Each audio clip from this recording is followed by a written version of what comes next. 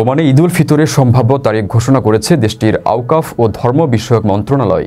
মন্ত্রণালয়ের বরাতে Times of ওমানের প্রতিবেদনে বলা হচ্ছে, ওমানে এবছর ৩০টি রোজা পূর্ণ হবে বলে শক্ত অনুমান রয়েছে জ্যোতির্বিজ্ঞানীদের।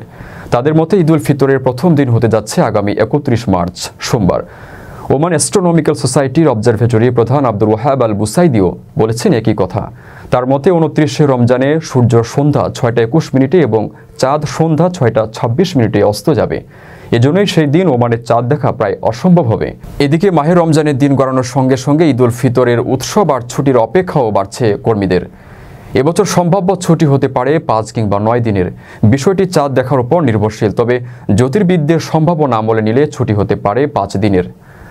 সাথে পরে এবং পূর্ববর্তী সপ্তাহান্তের ছুটি মিলিয়ে সর্বমোট ৯ দিনের ছুটিও পেতে পারেন কর্মীরা। আগামী ২৯ মার্চ ওমানের চাঁদ দেখা কমিটির বৈঠক অনুষ্ঠিত হবে। এদিনে ঈদের দিনক্ষণ এবং ছুটির সময়কাল আনুষ্ঠানিকভাবে জানিয়ে দেবে সরকার।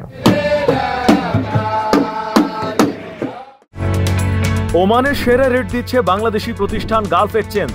প্রিয়জনকে টাকা পাঠাতে আজই আসুন আমাদের যে কোনো ব্রাঞ্চে অথবা কল করুন স্ক্রিনে দেয়া নাম্বারে। গালফ এক্সচেঞ্জ, বাংলাদেশিদের প্রিয় এক্সচেঞ্জ।